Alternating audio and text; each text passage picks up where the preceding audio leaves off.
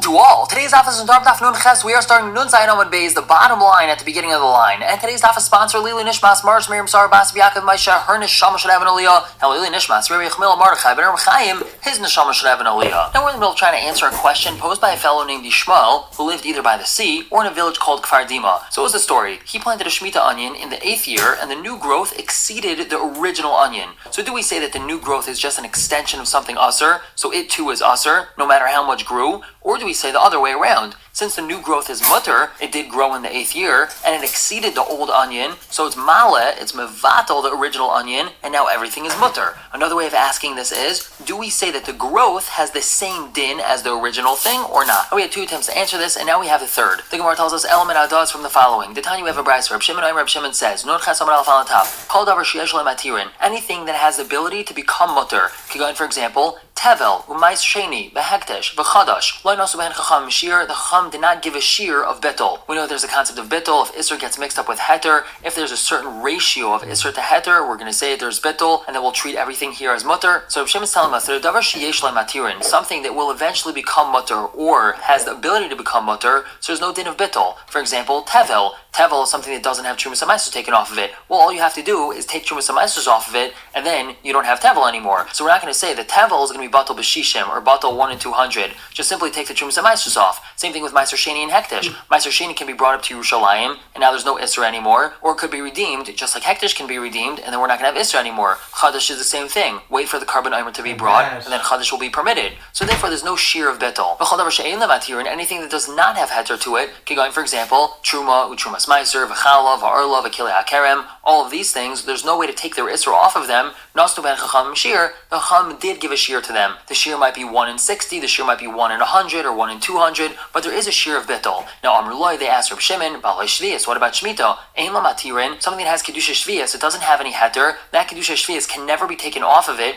Balei Nasu Chacham Shir, and the Chacham never gave a shear of Bittul with something that has Kedusha Shvius. Then now we have a Mishnah. HaShvius, Aisaris Kol Shehu B'mina, something that has Kedusha Shvius, Asers, even with a Kol Shehu, if it falls into its same min. And Amrullah, Reb Shimon told them, Afani lo yamarti el lebir. I only said my din in regards to beer. What's beer? So we know that every type of produce during Shemitah has a certain time that we have to be mavir it, we have to get rid of it from the house. That's called the chiv of beer. And that's what Reb Shimon's saying, is that when we're dealing with shvias, it always would have a din of beer to it, and we won't apply bittul in that case. Aval achila, but when it comes to eating something, b'nois and tam, the isser is only by nois and tam. Now, how is this an attempted answer to our question? So the assumption over here is that we're not only referring to a mixture of Shemitah and non-Shemitah produce, let's say like in a dish or salad, but we could also be referring to a case where a non-Shemitah onion was planted and grew a bit on Shemitah, and the same thing would apply, that there's no bittul and the onion would have a chiyuv of beer. Even though the original onion was not a Shemitah onion, since it grew on Shemitah, it's going to have a chiyuv of beer. So we see that the new growth does not have the same din as the original, because if the new growth had the same din as the original thing that was planted, then the entire onion would be mutter. Remember, as we just said, the onion that was planted was a non-Shemitah onion, so that means that the growth should technically also be non-Shemitah growth. From the fact that we say that the growth is chayav in beer, it must be that that which grows out of something does not have the same din as the original. The Gemara says this is not a raya.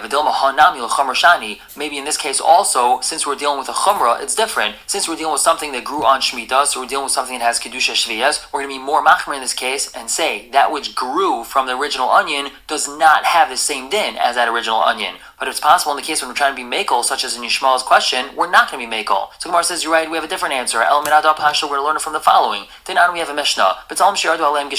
6th year onions, that rain fell on them in the 7th year. And they sprouted. So if these leaves that had sprouted were black, it doesn't mean that they were black, it means that they were dark colored leaves. So asur, and they're asur. Hayriku, if they were light-colored, mutarin, then they're mutar. What's the difference if they're dark or light-colored? So if they're dark-colored, that means that they drew nourishment from the ground, and that means that they have kedusha shvias. Whereas if they're light-colored, that means that they didn't draw any nourishment from the ground. The only way that these new leaves grew is from the onion itself. The onion had enough nutrients in it to produce leaves, but it didn't get its nutrients from the ground. So therefore, it doesn't have kedusha shvias. Now, he says it doesn't have to do with dark or light leaves. It has to do with something else. If he's able to pull this onion by its leaves, asurin, so then the onion's usur, because that means that the leaves are strong enough and sturdy enough that they're not going to get detached from the onion, and that means that they got their nourishment from the ground. And if the opposite happened on Matzah Shemitah, then they'd be permitted. Meaning, if we have a Shemitah onion, Matzah Shvius, meaning the 8th year, that rain fell on it and it grew some leaves. So if those leaves were dark colored, or according to Rabbi ben Antignas, if you could pull the onion by its leaves, so then that means that it got nourishment from the ground in the 8th year and it'd be permitted. Remember, this clearly means to say the Gidule Heter Malanis Isser, that something that grew beheter is going to elevate, is going to be Mavatal the Isser. Such as in this last case that we mentioned, we have a Shemitah onion, but it grew in the 8th year. If we're able to pull it by its leaves, or if its leaves were dark colored, so that means the whole onion is considered like a mutter onion, and it's not a Shemitah onion.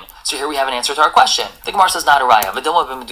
Maybe over here specifically in this case we're talking about a crushed onion. We could say that these onions were crushed before it rained on them, and these types of onions aren't chashav enough to be able to determine the status of what grows from them, and therefore this wouldn't be a raya to the case of a regular onion. So Gemara attempts another raya element adats from the following. Detanya have a brayso. Non chasayon based on the top. Hamanachish imakusi b'chasayos. Someone who prunes with a kusi, and what is he pruning? Chasayos. We're going to see later on that chasayos is something like onions and garlic and things like that. So if he's pruning with this kusi, he's allowed to eat from them arai, meaning he's allowed to snack on them. Now what's the chiddush over here? So usually when dealing with a kusi, we might suspect that he planted something that was chayiv in trumas amaisrus, and then there would be a problem with what grows from there. However, over here, since we're dealing with chasayos, which anyway are only chayiv in trumas amaisrus midrabanon, we're makel and allow the yid to snack on what he's pruning. Masun vadai, however, if he purchases them from the kusi, he would for sure have to take meiser off of them. And Rabbi Shimon Elazar says, Im Yisrael chashad al shvias, if we're dealing with Yisrael who's suspected of not keeping Shemitah properly, l'maitze shvias, if we're dealing with produce of this Yisrael chashad al shvias on matzah Shemitah, meaning on the 8th year, so mutter is permitted as well. Now what do we see from this last case? Remember, this means to say the gedule heter malanis iser, that something that grew beheter will be mala, will be mavatal the iser. Again, just to speak out, how do we see that? We have Yisrael who's chashad al shvias, which means we suspect that he planted these things on Shemitah, which means that they're usher, but now we're dealing with matzah Shemitah, we're dealing with the 8th year, and we see that this thing that continued growing into the 8th year is permitted. It must be that this 8th year growth is mala, the 7th year growth, and is mevatal it. Memela, we see from here that the extension, the new growth, does not have the same din as the original growth. Now the Gemara tries to push this away and tries a bunch of dechiyas. But Dilma, perhaps with Davar Shazari Kala, maybe we're talking about something that the original seed decomposes, and that's why it takes on the status of the 8th year and its mutter, because we don't have any of the original usher plant here. The Gemara says that can't be because Atani, you have a brayso that says very clearly, Elu hein chasayos, these are chasayos, kigain haluf, hashom, v'habetzalim. Luf, which is a type of onion, shom, which is garlic, betzalim, which is onions. These all fall under the category of chasayos, and our brayso previously at the top of the daf said, hamenachish emakusi bechasayos. So he was pruning with chasayos, and these are things that the original seed, or the thing that's planted in the ground, does not decompose. The Gemara has another dechiya, b'doma b'meduchanin. Perhaps we're talking about things that were crushed before they were planted,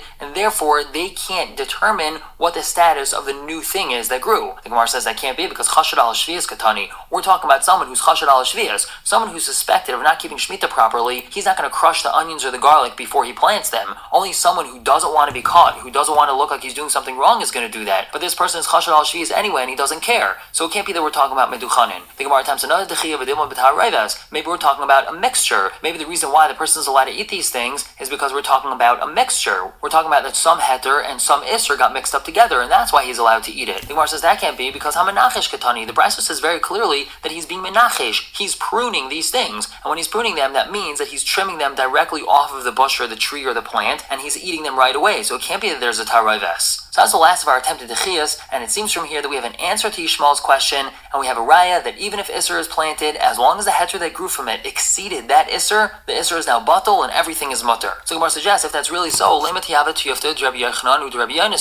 say this is refutation to Rabbi Yochanan and Rabbi Yonasan. We had quoted these two on Nun Zayin Amud Beis as saying not like what we just said now. So Rabbi Yitzchak answers, Shani Shvias, Shemitah is totally different. Since the isser goes into the fruit or vegetable because of the ground, so too it can become batal in the ground as well. What does that mean? So Shemitah produce gets its kedusha because the ground becomes kadosh, and therefore infuses kedusha into anything that grows. So that's why specifically when we're dealing with Shemitah, the isser came in because of the ground, so now the isser can be taken away because of the ground if it continues growing in the 8th year. Now the ground isn't kadosh anymore. Whereas Rabbi Yochanan's case and Rabbi Yonasan's case were something totally different. Rabbi Yochanan's case was dealing with arla. Rabbi Yonasan's case was dealing with kilayim, and both of them are not usher because the ground infused some sort of isser into them. They're usher due to external factors. Arla is usher because it's simply not old enough, and Kalaim is usher because we have two things that weren't allowed to be planted together that were planted together. So therefore, this is not a refutation to Rabbi Yochanan and Rabbi Yona's son. But now the Gemara has on this logic. If it's really true that something whose Isser came because it was in the ground, that Isser can be taken away because of the ground, well, Hare Meiser, what about something's Chiv in Meiser? The Yisur Al Yidei Karka, that Isser comes because of the ground, which means a person has a Chiv to take off Meiser because it grew in the ground. And how do we know that? Because the pasuk by Meiser says, Aser Taser is called to Azarecha, Hayoytze Hasadeh Shana Shana. Take Meiser from your produce, which comes out of the field. We see that the Chiv of Meiser comes from the ground itself. And nonetheless, the Gemara continues, however, that Chiv of Meiser cannot be taken away by the ground. The time we have a brisa, Litra Meiser Tevel Shazar B'Karka. A person took a litra of Meiser, which was Tevel, and he planted it in the ground. Now, what does that mean? It was Meiser, but it was Tevel. How do you have it being Meiser and Tevel? So really, it was Tevel that had Truma and Meiser taken off of it. The Levi got this Meiser, but he didn't take off Trumas Meiser. So this thing has a status of Meiser, but it's still considered Tevel, in as much as that it didn't have Trumas Meiser taken off of it. And he planted this litra of Meiser in the ground, V'hishbicha, and it grew more. V'arehi Ka'aser litrin, and now it's 10 litrin. Chayev is b'Meiser b'Shviyas. It's chayev now in Meiser for all 10 litrin, and it would have a din of Shemitah if it was planted on Shemitah. V'aisa litra, and that original litra that was planted, Meiser alei mimakam acher lefi cheshben. He would have to take Meiser off for it from somewhere else, based off of the cheshben of how much of that original litra is in this now current 10 litrin. So we see from here that there was no bittul of that original thing that was planted, and he still has to take Trumas Meiser off for it. So Gemara says, no, that's wrong. Nun someone else on the top. Amri, they answered, Meiser digon hu de kagarim lay. The chiv of Meiser doesn't come because it grew in the ground, like we originally thought. The chiv of Meiser comes because of digon. Digon means smoothing out into a pile. Once it's smoothed out into a pile, so then it becomes chayiv in Meiser, and not because it grew from the ground. And therefore, when something which is chayiv in Meiser or Trumas Meiser is planted in the ground, the growth that came from that cannot be mevatel the thing that was planted, as opposed to Shemitah, which could. We're going to stop here for the day, but pick up continuing to talk about this sugya. For now, everyone should have a wonderful day.